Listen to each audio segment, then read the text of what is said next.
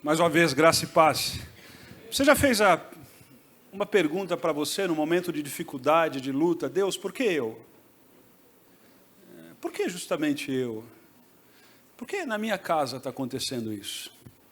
Eu queria ler com você o Salmo 57. Salmo 57. Possivelmente há uma discussão se o Salmo 57 está dentro de 1 Samuel 22 ou 1 Samuel 24. Nós sabemos que Davi ele está fugindo de Saul, ele está em fuga, ele está fugindo de Saul, e possivelmente ele tem uma fase de deserto e caverna. E o Salmo 57 diz o seguinte: misericórdia, ó Deus, misericórdia, pois em ti a minha alma se refugia. Eu me refugiarei à sombra das tuas asas, até que passe o perigo. Clamo ao Deus Altíssimo, a Deus que cumpre comigo, cumpre o seu propósito. Dos céus, Ele me envia a salvação. Põe em fuga os que me perseguem de perto. Deus envia, preste atenção nessas duas palavras no Salmo. Deus envia o seu amor e a sua fidelidade. Deus envia o seu amor e a sua fidelidade. Estou em meio a leões, ávidos para devorar. Seus dentes são lanças e flechas, sua língua são espadas afiadas. Sê exaltado, ó Deus, acima dos céus, sobre toda a terra esteja a tua glória. Prepararam armadilhas para os meus pés, fiquei muito abatido. Abriram uma cova no meu caminho, mas foram eles que caíram. Meu coração está firme, ó Deus. Meu coração está firme, cantarei ao som de instrumentos. Acorde, minha alma, acorde a harpa e lira. Vou despertar a alvorada. Eu te louvarei, Senhor, entre as nações. Cantarei teus louvores entre os povos, pois o teu amor é tão grande que alcança os céus, e a tua fidelidade vai além, ou algumas versões vai falar, até as nuvens. Sê exaltado, ó Deus, acima dos céus, sobre toda a terra esteja a tua glória. Você lembra da história de Davi derrotando Golias, o gigante filisteu? Após aquela cena de Davi derrotando Golias, Davi começa a ter um problema. Por quê? Porque Golias, ele estava, no texto sagrado, ele estava indo contra o caráter de Yahweh, o Deus de Israel. E de repente, aquela vitória de Davi sobre o gigante Golias, algo que parou Israel, trouxe grandes problemas para Davi. Naquela época, em alguns lugares, tinha um hit parade. No Spotify, o número 1 do Spotify era: Davi matou milhares, mas Saul matou 10 milhares. Essa música era cantada em todos os lugares. Davi estava no auge da sua carreira militar. Davi estava com homens extremamente bem preparados perto deles. Ele casa com a filha de Saul, mas no entanto, em função da inveja de Saul, Davi agora precisa fugir do grande rei Saul. A fuga de Davi durou 8 anos. Durante 8 anos, Davi precisa fugir de Saul. Durante 8 anos, Saul está perseguindo Davi. E durante esses 8 anos de perseguição, existem relatos no livro de 1 e 2 Samuel, que possivelmente por 7 vezes, formalmente, Saul ordena a morte de Davi. Davi agora precisa viver 8 anos no deserto. Mas o que Davi tinha feito de errado? Absolutamente nada. Davi, ele derrotou Golias, e em função da derrota do gigante filisteu, agora ele é perseguido. Ele precisa agora viver 8 anos. 8 anos agora ouvindo difamação de Saul. Porque afinal de contas, naquela época em Israel, Saul tinha o domínio das redes sociais. Davi difamava Saul o tempo inteiro, e por 8 anos, agora aquele homem que não tinha feito nada de errado, precisa fugir do todo-poderoso Saul. Davi perde a sua casa, Davi perde a sua família, Davi perde os seus guerreiros, Davi perde a sua dignidade, e agora ele está 8 anos no deserto. Nesse contexto, exatamente nesse contexto, é escrito o Salmo 57. Essa fuga de Davi. E o Salmo 57, ele traz 3 percepções que eu gostaria que você gravasse no seu coração. Porque aqui a gente tem alguns grupos de pessoas nessa manhã. A gente tem gente aqui nessa manhã que está vivendo no meio do deserto em cavernas. E talvez não seja um mês, um dia, 2 dias, seja alguns anos, como Davi está vivendo. A gente tem gente aqui nessa manhã que está saindo do deserto ou da caverna, está acabando. Mas a gente tem gente aqui nessa manhã que vai entrar no deserto e não sabe. E aí a gente precisa de 3 coisas que eu queria que você guardasse no seu coração no Salmo 57. A gente precisa ter sensibilidade, a gente precisa ter confiança e a gente precisa ter submissão nas cavernas e nos desertos da vida. Sensibilidade, confiança e submissão. Diga comigo. Do verso 1 ao verso 3, ele fala sobre essa sensibilidade, ele diz, misericórdia, misericórdia, e aqui não dá para a gente entender muito bem a tonalidade que ele está dizendo, mas ele está passando por dificuldade, e no meio da dificuldade ele não está dizendo misericórdia, ele está dizendo, misericórdia! Misericórdia, Senhor! Eu não estou aguentando, você já fez isso? Eu não estou aguentando, não vai dar. Até onde vai isso? E a expressão que ele usa assim, misericórdia, ó Deus, misericórdia, pois em ti, e agora ele usa uma expressão que ele usa 37 vezes como substantivo ou como verbo. Aqui ele usa como verbo e substantivo no texto, ele fala, misericórdia, pois em ti a minha alma refugia. Eu refugiarei à sombra. Lembra por quantas vezes no Salmo Davi vai dizer, o Senhor é o meu refúgio, lembra disso? O Senhor é o meu refúgio. Davi está dizendo o seguinte, no meio do deserto, no meio da injustiça, no meio da perseguição, ele está dizendo, eu não posso perder a sensibilidade de ouvir a voz de Deus. Sabe por quê? Eu já ouvi pessoas dizendo assim, ele está passando por dificuldade. Quando a gente passa por dificuldade, a gente é quebrantado. Mas eu conheço muita gente que passa por dificuldade e o coração fica mais duro. Fica mais petrificado.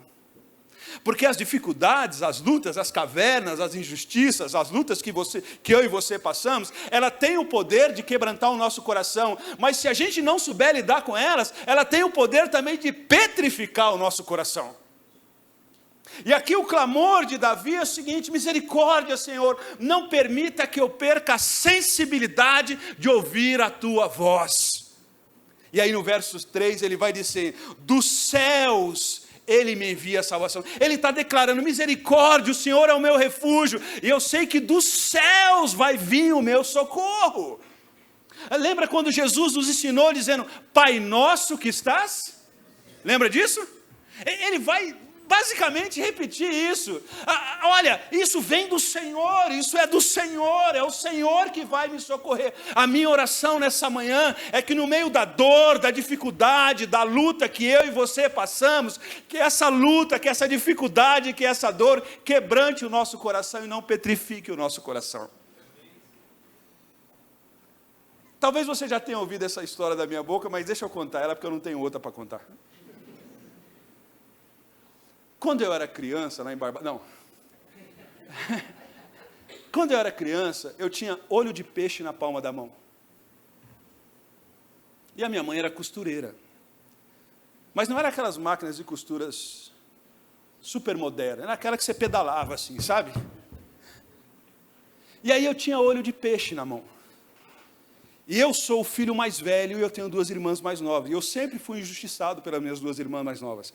E aí, uma certa vez, eu peguei os alfinetes que a minha mãe usava para costura e espetei no olho de peixe na palma da minha mão e contava a vantagem para minhas irmãs, que tinham o seu tamanho, dizendo, olha como eu sou forte. Só que você sabe, aonde tem aquele tipo de ferida, aquilo não tem sensibilidade. Você pode fazer qualquer coisa. A minha irmã, querendo me incriminar sem provas, o que ela fez? Ela foi na frente da minha mãe, pegou a agulha e tuf na mão. E dizendo, olha, eu sou como Jefferson, não sinto dor, e taf! Você sabe o que aconteceu comigo. Você sabe. Eu precisei colocar 2 calças jeans. E lá em casa a gente tinha o hábito de confessar o delito, ter que orar e ter que abraçar depois. Sabe por quê? Porque a minha mão não tinha sensibilidade. Mas a da minha irmã tinha.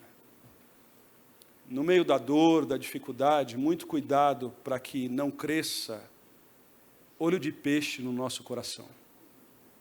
E a gente não perca a sensibilidade de entender o mover de Deus na nossa história. Você já reparou como que a dificuldade nos faz orar mais? Como que a gente fica mais fervoroso na oração?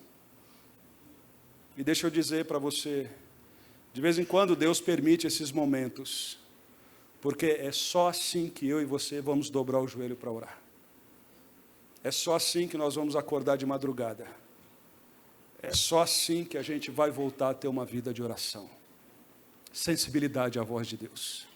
Mas o salmista não para, ele continua. E agora do verso 4 ao verso 8, ele fala sobre confiança.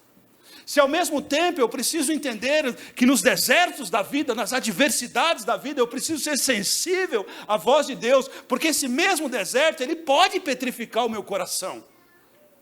Mas agora ele diz o seguinte, eu queria que você entendesse comigo a estrutura desse texto. A poesia hebraica aqui do jeito que está, não dá para a gente entender. Mas eu vou tentar traduzir para você aqui com toda a dificuldade que eu tenho. Eu vou dizer o seguinte, olha o que ele diz. Estou em meio a leões, ávidos para devorar, seus dentes são lanças e flechas, sua língua são como espada afiada. Imagina a cena. Dá para imaginar? Isso é Saul. Aí, no verso 5, ele diz assim, ser exaltado, ó Deus, acima dos céus, sobre toda a terra esteja a tua louvor. Está entendendo? Louvor. Aí, daqui a pouco, ele diz o seguinte, prepararam armadilhas para os meus pés, fiquei abatido, abriram uma cova no meu caminho. Estão entendendo? Então, ele fala assim, estou com dificuldade. E bota dificuldade, que ele está falando leão. E o leão aqui não é o imposto de renda, é outra coisa. Tá bom? Essa eu sei que você está entrando nela, né? Saul está como um leão para me pegar. Aí no meio dessa fala, ele expressa adoração. Olha que bonito, porque Davi estava no deserto, mas o deserto não estava em Davi. Dá para entender isso? Tá? Ele estava no meio da dificuldade, mas ele não permitiu que a dificuldade tomasse conta do coração dele e azedasse a vida por causa disso. Então, no meio da dificuldade, ele diz assim, ser exaltado, ó Deus. Os leões estão vindo, mas eu quero exaltar a Deus.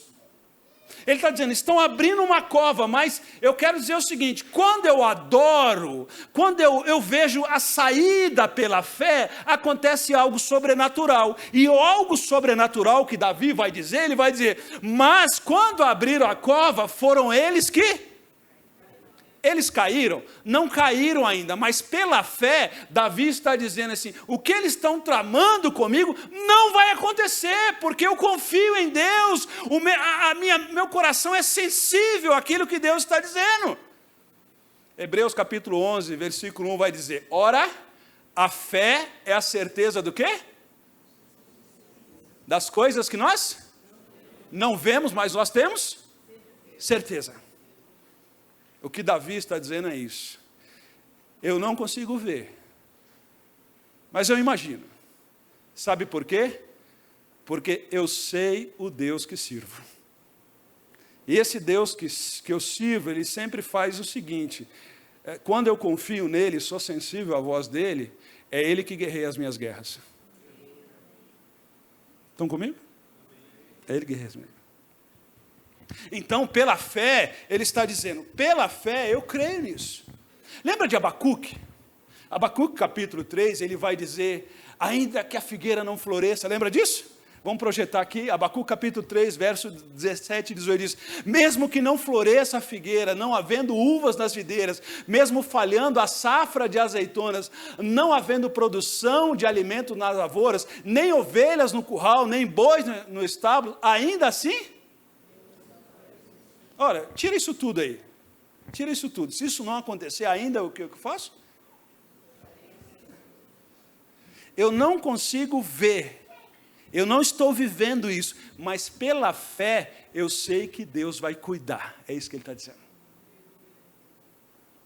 Daniel capítulo 3, verso 17 e 18 vai dizer o seguinte: Daniel, diante daquela dificuldade que ele estava tendo, diz o seguinte: se formos atirados na fornalha em chamas, o Deus a quem prestamos culto pode livrar-nos, e Ele nos livrará das suas mãos, ó rei. Mas se Ele não nos livrar, saiba, ó rei, que não, o quê?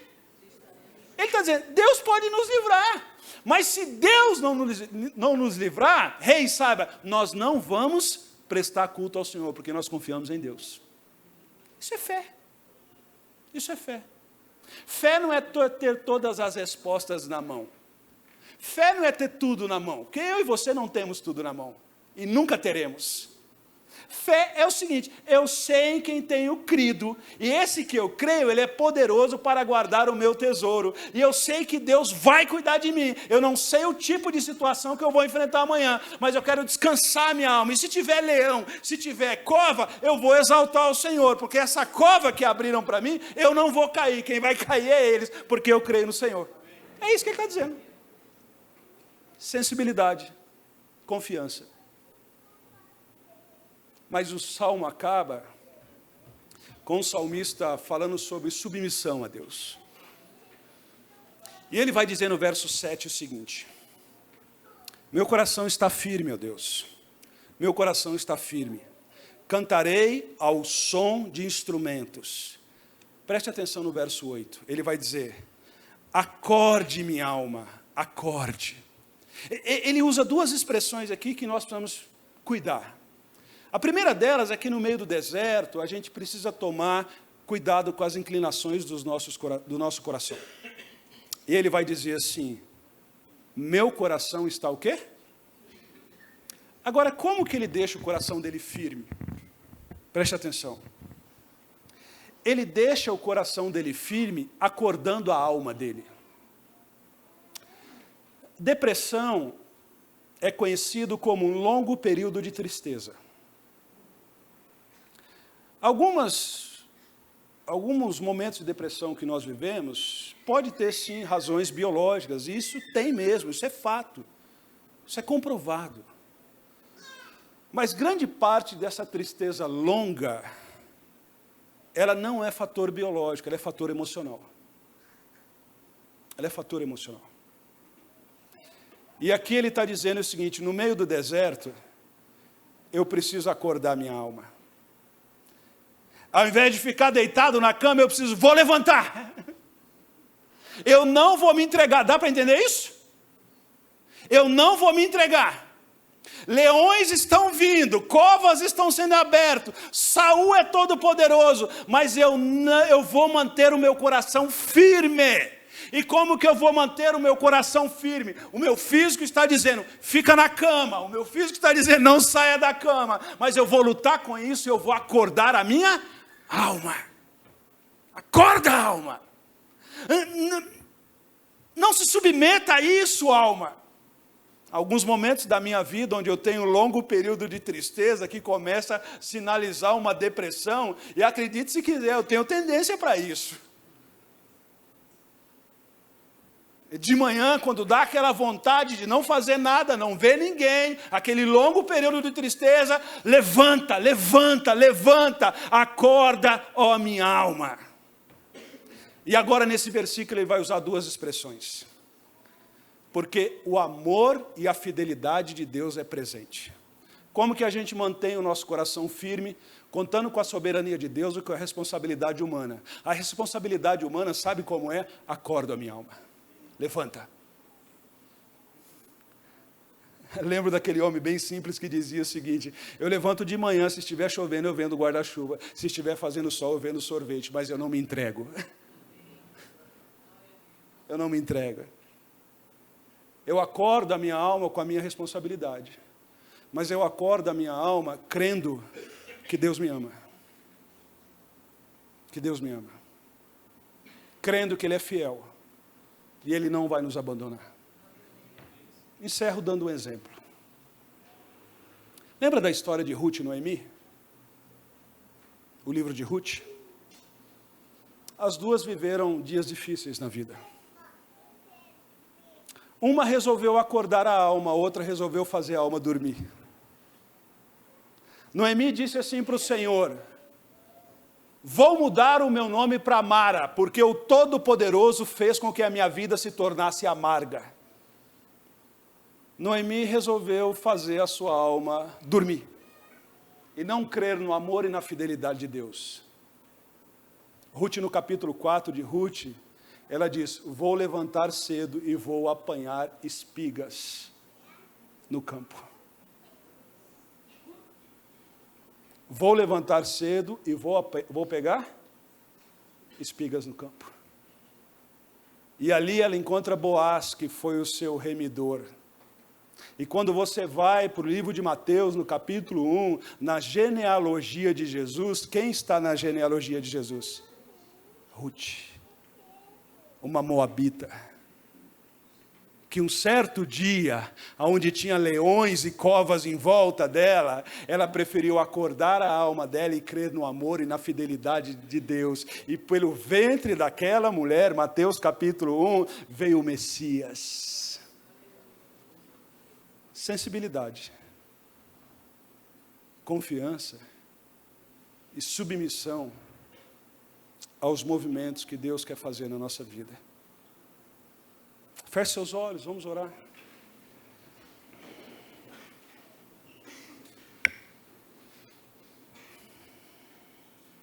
Talvez nessa manhã você está passando momentos de caverna e deserto na sua vida. E talvez é como Davi, já faz muito tempo isso. E eu preciso ser muito transparente com você. Eu não sei a data de validade disso. Mas no meio desse deserto, dessa caverna, a gente pode pedir para o Senhor, em nome de Jesus, nessa manhã, que eu e você não perca a sensibilidade de ouvir a voz de Deus em meio às lutas. E talvez nessa manhã você possa dizer: misericórdia, Senhor, misericórdia. Tem misericórdia, tem misericórdia. E talvez nessa manhã você possa dizer: dos céus vem o meu socorro. Dos céus. E talvez nessa manhã a sua alma está dormindo. E talvez nessa manhã você vai ter que dar um chacoalhão. Acorda, minha alma, não entrega os pontos. Não entrega, não entrega, não entrega, porque eu creio no amor e na fidelidade de Deus. Vou levantar, vou pegar espigas. O mundo pode fazer a nossa vida amarga, mas Deus, na pessoa de Jesus, levantou o remidor da nossa história. E um dia os nossos olhos vão fechar para a história e vão abrir para a eternidade. E a gente vai entender que o Senhor, a Bíblia diz que o próprio Senhor vai enxugar do meu e dos seus olhos todas as nossas lágrimas. Enquanto isso, a gente não pode perder a sensibilidade do mover de Deus. A gente não pode perder a confiança na pessoa do nosso Senhor Jesus Cristo e a submissão ao Deus da nossa história. Ser exaltado, ó Deus. Confiamos no Teu amor e na Tua fidelidade, em nome de Jesus. Amém.